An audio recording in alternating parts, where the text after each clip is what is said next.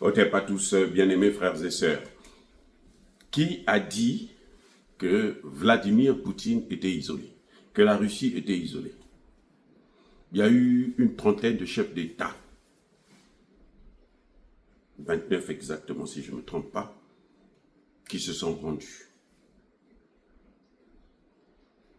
à Moscou pour célébrer avec le peuple russe, avec le président Poutine, la fête de la victoire du 9 mai 1945 sur les nazis.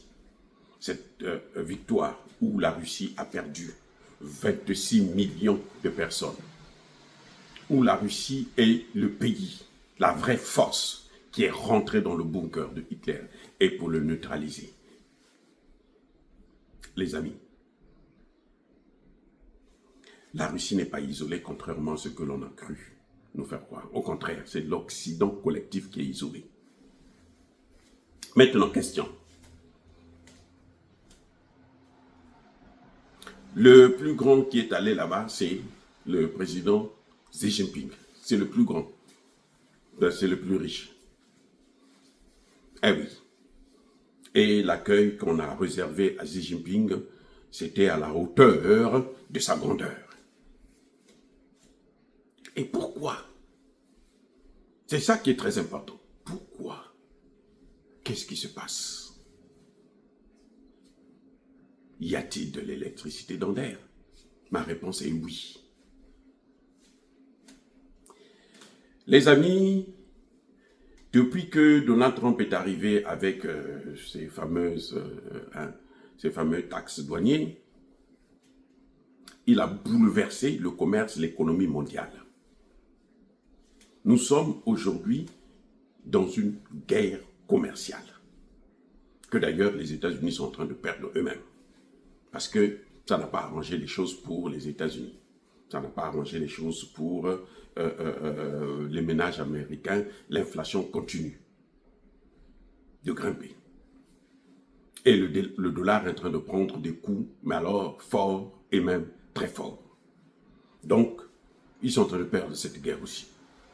Je crois que Donald Trump avait choisi le reset, c'est-à-dire détruire le monde entier et puis repartir tout le monde à zéro en pensant qu'eux, ils auront l'avantage. Mais apparemment, ce n'est pas les autres qu'il va détruire, c'est son propre pays qu'il va détruire, c'est l'Occident collectif qu'il va détruire. Et c'est pour ça d'ailleurs, Xi Jinping était déjà parti en Asie, au Vietnam et dans beaucoup d'autres pays, au Cambodge, tout ça, pour créer ce qu'on appelle l'axe anti-américain. L'axe de la résistance. Et il est soutenu aussi par les BRICS, qui sont sur la même longueur d'onde. Même si, parmi les BRICS, il y a des maillons faibles, c'est-à-dire des puissances, mais qui n'ont pas des ventres mous, qui n'ont pas le talon d'Achille des BRICS. C'est l'Inde, déjà, qui a toujours peur des États-Unis. C'est le Brésil, qui est vulnérable face aux États-Unis. C'est l'Afrique du Sud, qui est aussi très vulnérable. Vous voyez? Mais c'était sans compter sur Poutine. Donc, quand il vient à Moscou, là, et ils vont relancer la coopération économique, ils vont renforcer la coopération militaire et économique, parce que il semblerait que les Chinois aussi ont défilé là. L'armée chinoise aussi a défilé, parce qu'ils se préparent. Ils sont en train de faire une démonstration de force. Si Zelensky et ses alliés déclenchent la 3e GM, eh bien, les autres sont en train de se préparer en conséquence. Parce qu'ils savent que ça arriverait depuis très longtemps. Pas depuis 2022, non, depuis 2007. Tout le monde se souvient du discours de Poutine à Munich, que nous ne nous laisserons pas faire. Et si vous continuez comme ça, nous allons nous affronter. Il avait dit en 2007. Et depuis là, ils ont commencé à se préparer. C'est ça qui a entraîné en 2014 la reprise de la Crimée. C'est ça qui a entraîné en 2022 l'attaque contre l'Ukraine, ce qu'on appelait opération spéciale, qui se transforme maintenant en guerre directe entre les Occidentaux et les pays de l'Est, les puissances émergentes. Parce qu'on veut, la guerre est le moyen de détruire une économie. Ça a toujours été comme ça. C'est-à-dire que quand on voit que son économie est faible pour les Occidentaux, ce qu'ils font, c'est qu'on va vers une G pour relancer l'économie. Ça a été comme ça en 1917, hein? 1914-1917, ça a été comme pareil. En 40, 39, 40, 45, ça a été la même chose. Lorsqu'il y a des problèmes économiques, les Occidentaux ont toujours pris l'habitude de embraser tout. Et puis, entre-temps, ils se sont déjà préparés de comment ils vont s'en sortir pour être les meilleurs, pour reprendre la première place qu'ils avaient. Donc cette fois-ci, les autres se préparent et se disent que non, on ne va plus être surpris comme on nous avait fait avant. À 2 reprises, ça s'est passé. Cette fois-ci, nous n'allons pas être surpris. C'est ce que vous êtes en train de voir là à Moscou. On relance d'abord nos économies. La Russie et la Chine vont désormais aussi rentrer encore dans le domaine de l'aviation, une coopération dans l'aviation civile. Ils avaient commencé avec le C-929. Le C-929 là, a commencé avec l'aide de la Russie. On appelait ça CR-929. Maintenant, entre-temps, quand les Chinois ont terminé de ce projet seul, parce qu'il y a eu la guerre en Ukraine, les Russes viennent de sortir là, leur propre avion, qui est même plus performant que le C-929. Donc les deux vont maintenant renforcer leur économie. Et les deux vont éviter d'acheter quoi? Vous savez quoi? Des Boeing et Airbus. Et si eux, la Chine est le plus grand acheteur de tout, c'est-à-dire que le plus grand consommateur au monde, là, c'est la Chine. Quand vous perdez le marché chinois, là, vous êtes foutus. Même l'Inde ne consomme pas. L'Inde est maintenant plus peuplée que la Chine. Il ne faut pas l'oublier. L'Inde est plus peuplée que la Chine. Mais l'Inde n'a pas les mêmes capacités de consommation que la Chine. C'est pas possible, c'est pas possible, c'est pas pareil. C'est comme l'Afrique. L'Afrique aujourd'hui aussi, c'est plus peuplé que la Chine. 1500 milliards. Et plutôt 1,5 milliard de personnes. Mais la Chine n'a pas une capacité de consommation. Parce que la Chine est pauvre. Vous voyez? Donc, ils se préparent. Vous savez qu'ils ont mis le feu entre le Pakistan et l'Inde. Hein? En ce moment, ça chauffe là, entre les deux.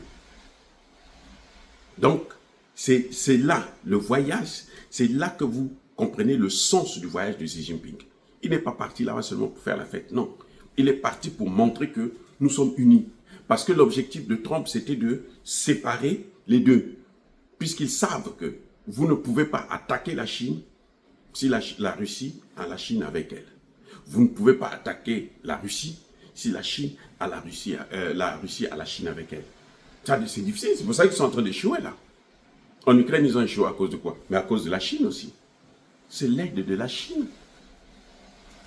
Donc, quand Trump arrive, il essaie de flatter Poutine. Il essaie de flatter Poutine. Ce que vous avez vu là, c'était flatter Poutine. Trump est aussi un va-t-en-guerre. Il est pareil que Biden. En fait, il est pareil que Biden. Lui, il a vu que le gars est fort, je veux le flatter pour l'affaiblir. Quand il va baisser la tête, maintenant, je veux l'enculer. Mais l'autre savait, puisqu'ils ont déjà vu ça en Irak, en Libye, partout, en Iran et tout, ils savent que eux, là, on ne leur fait jamais confiance. Quand ils sont bien avec toi, là, ils sont bien le jour où vous êtes bien. Quand ils tournent le dos, là, ils changent. Quand un autre président vient, il change. C'est pour ça que Poutine ne s'est pas fait avoir. Si c'était les présidents africains, là, ils allaient se faire avoir. Ça dit que plonger les mains, la tête et tous les pieds, tout ça, là, et puis on les coupe en mini morceaux. Regardez Kadhafi. Kadhafi s'est fait avoir. Hein. J'ai dit, hein, Kadhafi s'est fait avoir, les amis. Parce que Kadhafi avait déjà ses armes là, dissuasives. Il a tout donné aux Américains. Et le lendemain, quand Obama est arrivé, il croyait que comme c'est un noir, peut-être que Al-Kadhafi a fêté la victoire d'Obama. Et c'est Obama qui est venu le détruire. Avec eux, on ne leur fait pas confiance. Ils ont voulu faire le même jeu. Ils veulent faire le même jeu avec l'Iran. L'Iran a dit non, ce que vous avez fait là, vous ne le ferez plus. Vous avez vu, vous savez que les États-Unis continuent de garder l'argent de l'Irak.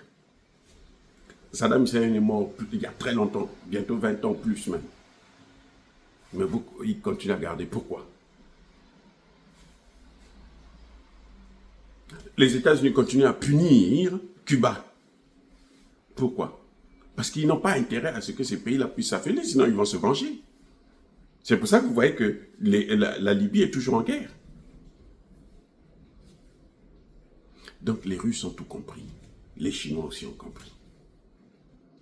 Ils sont en train de renforcer leur axe pour une probable troisième GM, les amis.